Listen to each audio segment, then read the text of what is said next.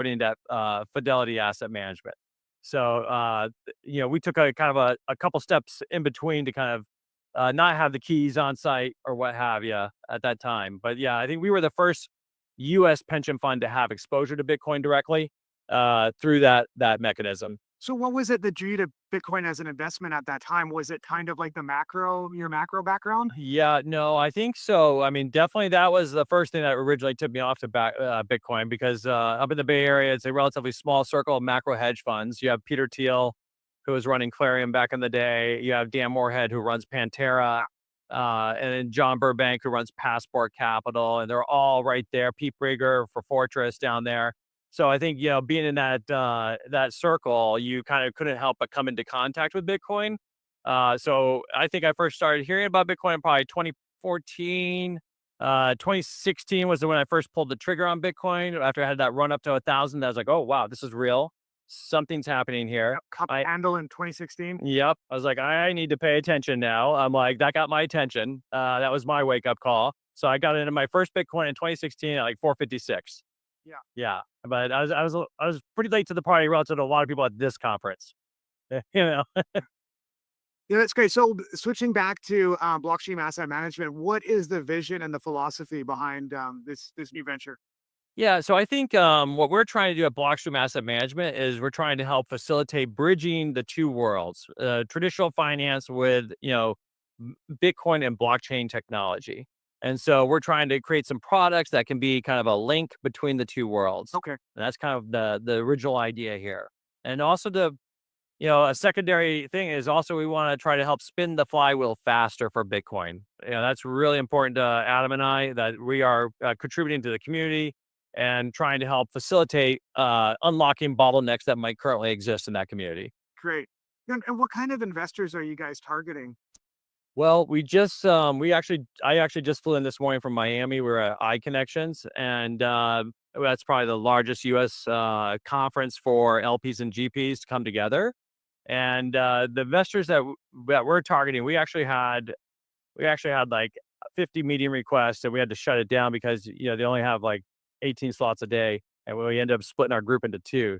And I'll tell you, the ones that were interested we had Indian tribes, we had pension funds, we had endowment funds from colleges, we had multifamily offices, RAAs, RAA platforms, I should say.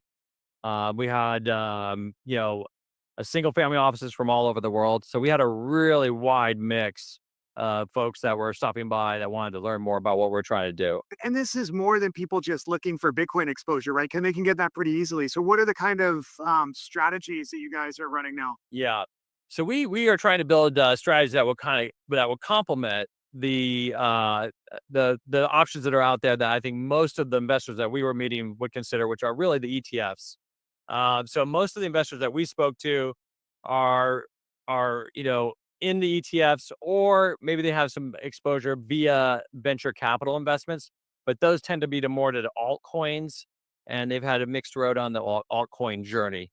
So what we're offering is a pure play on Bitcoin and the Bitcoin and the blockchain ecosystem. And we're really not interested in any of the altcoins or getting involved with the ETHs or Solana or any of that stuff.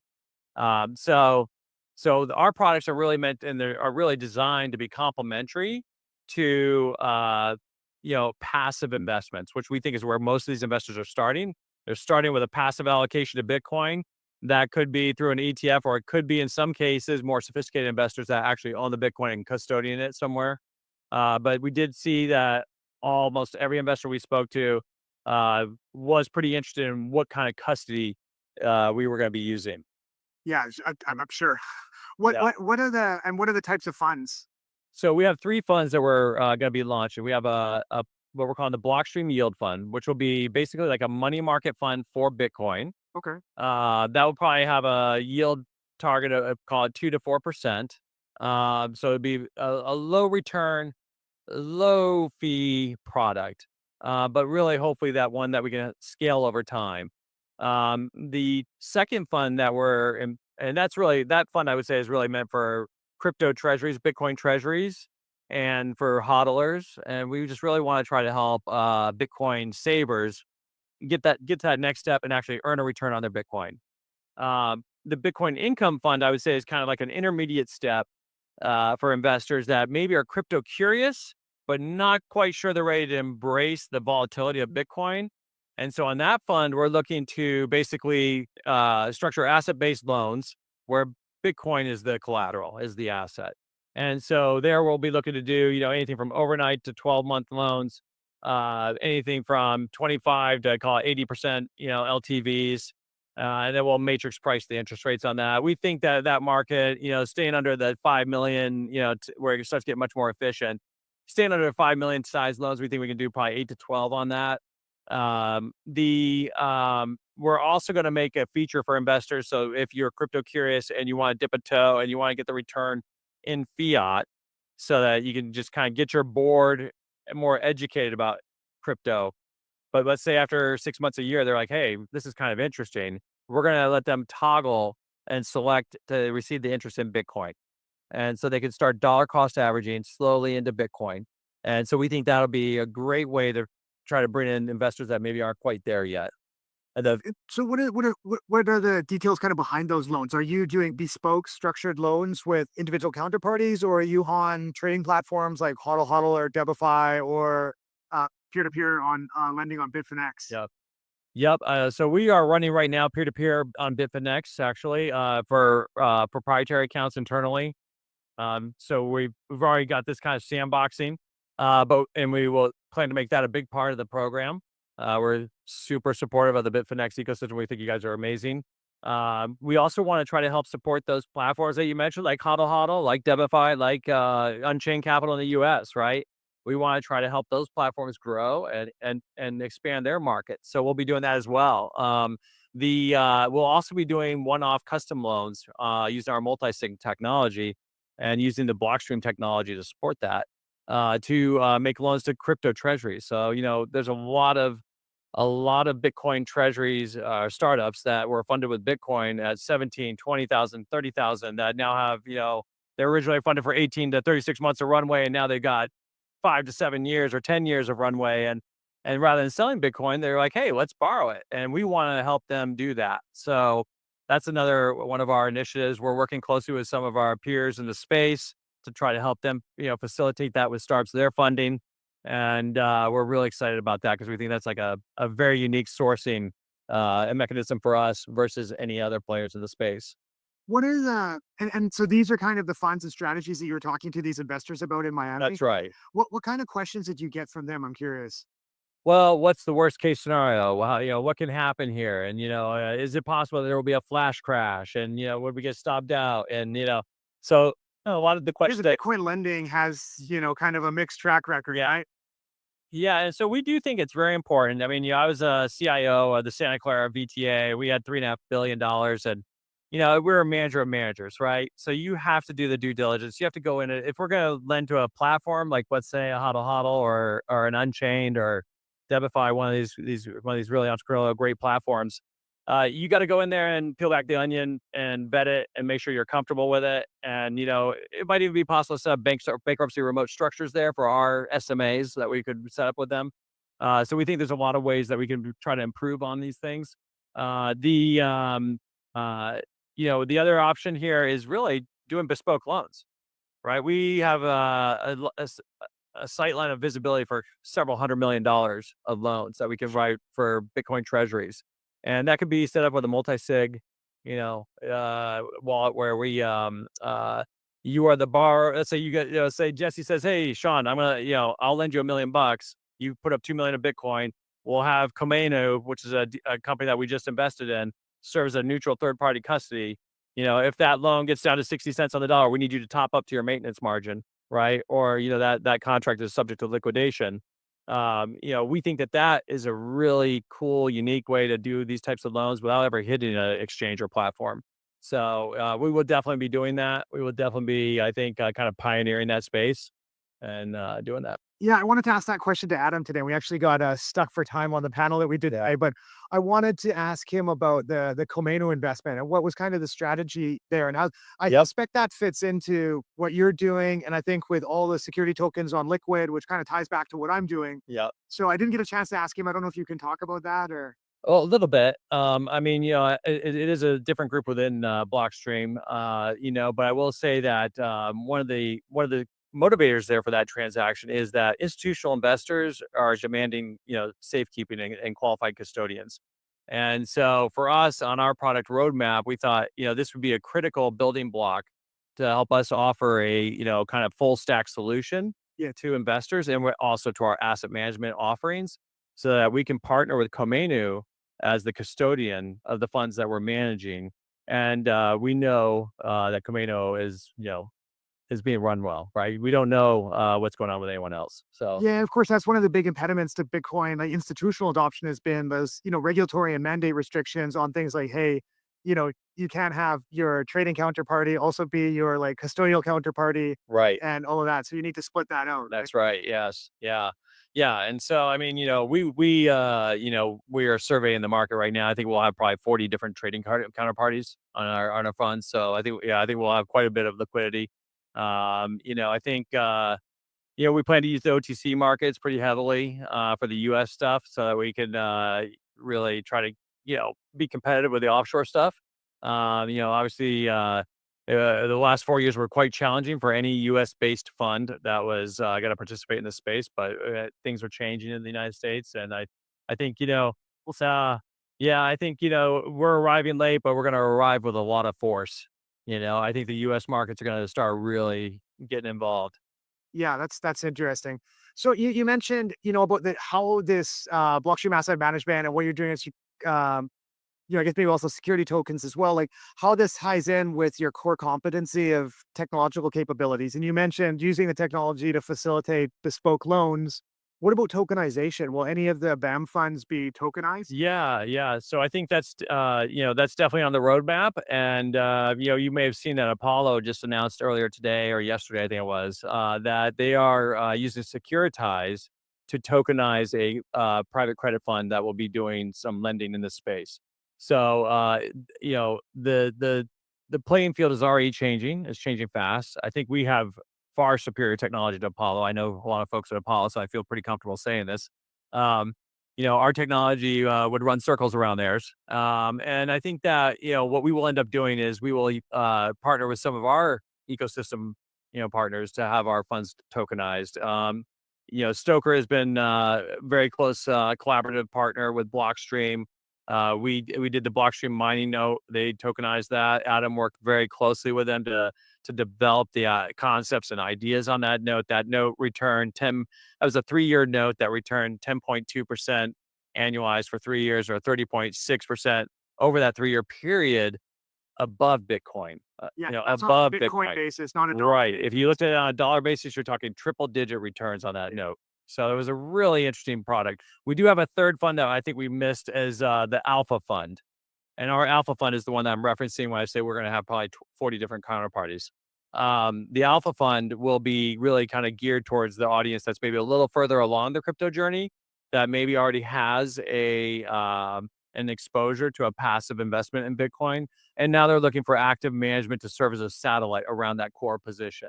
So we're very excited about that offering. We got a lot of inbound on that. The same with the income fund, a lot of inbound on that. The yield fund, I think, we have a pretty good line of sight of a lot of people that would like to earn a yield on their Bitcoin. So, really, that our challenge there is going to be making sure that we can place it and produce a return that we feel is acceptable, to take in more volume. And what are the strategies behind the alpha fund? I guess I presume that's Bitcoin outperformance, right? You want to beat Bitcoin. Absolutely. Well, so it's not going to be a Bitcoin plus strategy. It will be a Bitcoin and blockchain ecosystem strategy. Okay. So we will have a long bias towards Bitcoin. But one of the elements of feedback that we got from investors and LPs, not just at iConnections, but before iConnections, when we were talking to different LPs around the country, it was that we may not be ready for the volatility of just pure Bitcoin strategy. What we're more interested in is how do we extract alpha from those markets? And so we're looking at that as, if you just want beta, you're going to do it with a futures contract. You're going to do it with an ETF. And if you want us to do it for you, we can do it. It's a very simple thing to, set up. That's another, thing that we can help institutional investors with. So with the alpha fund, the idea is, okay, we're going to toggle up and down on our Bitcoin exposure. We will hedge downside risk with bear spreads. We will have some other option strategies that we'll use to try to capture when we think that things are moving higher. We will use options to be aggressive on that.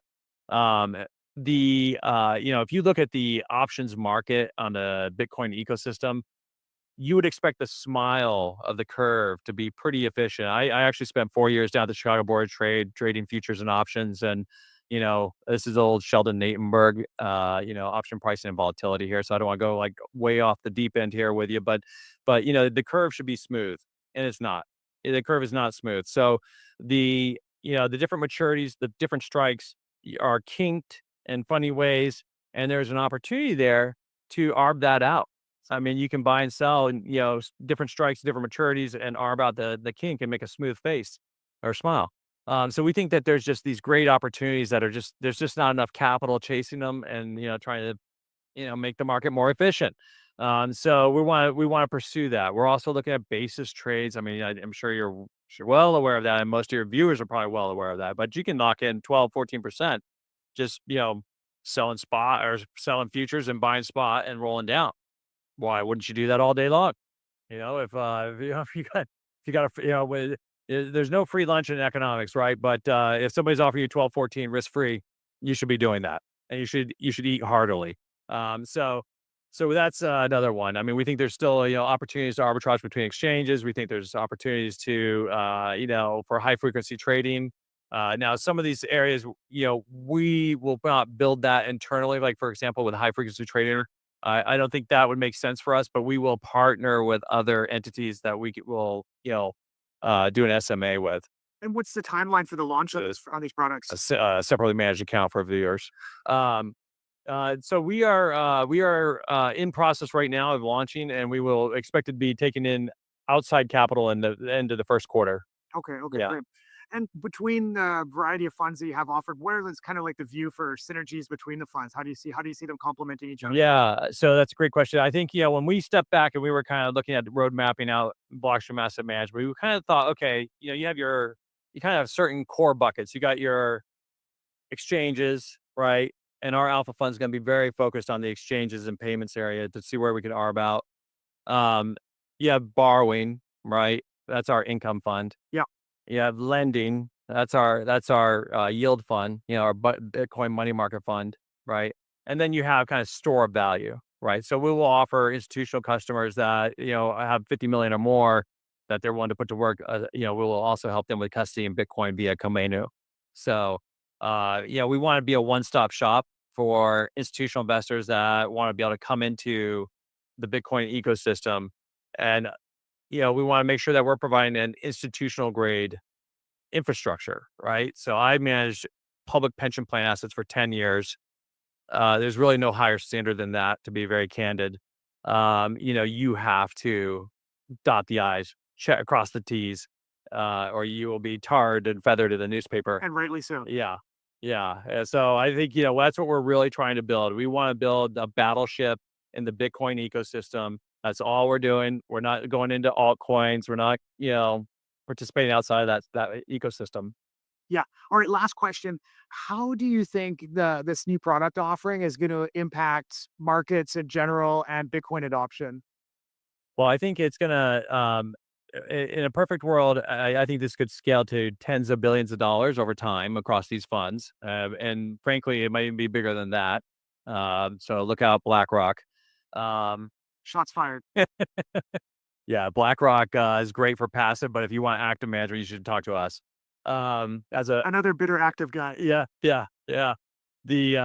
But so I do think like these strategies can scale. There's a lot of inefficiency in this market. Yeah. So I think that we have a lot of runway. And then I think that, to the second part of the question, which was, um, What was your second Yeah, I part? think the first part is like, how can these strategies drive Bitcoin adoption? And the second Oh, part is okay. like the other way around. How do you impact traditional capital So I markets? think What do you that I kind of answered it in reverse. So I think and we are impacting through hopefully making the markets more efficient and better pricing for all of our ecosystem participants. That's really the goal. Spin the flywheel faster. Eventually, we put ourselves out of a job, right? And we become the passive guys, which would be really be a bummer because then your fees go to through the floor.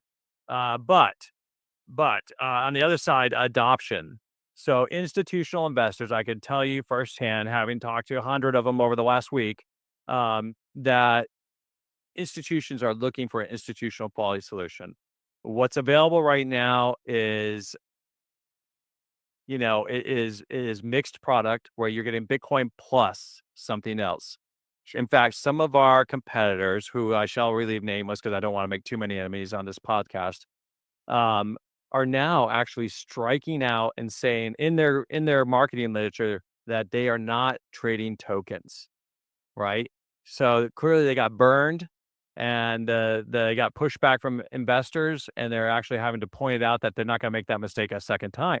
So I think that in our case, we're like, hey, we are, Bitcoin maxis. We believe that everyone should have a, get off zero, as Pomp likes to say. Anthony Pompliano, we had him at one of our board meetings, and he said the first thing is to get off zero, and that's right. I think we want to make sure that we're providing a institutional quality product that investors can sleep well at night, knowing that the oldest OG in the game, Adam Back and Sean Bill, seasoned CIO, named to the top 100 CIOs in the world, um, are working together to bring you a product that's going to outperform and it's going to give you uncorrelated returns. And that's really our mission. And so I think that's how we're going to bring institutional adoption into this market. All right, good stuff. If people want to find more information about what you're doing with Blockstream Asset Management, where can they go? Blockstream, you can go to look at our website at Blockstream and click on the asset management page, which will become available as soon as our SEC registrations are approved. Sounds good. All right, thanks you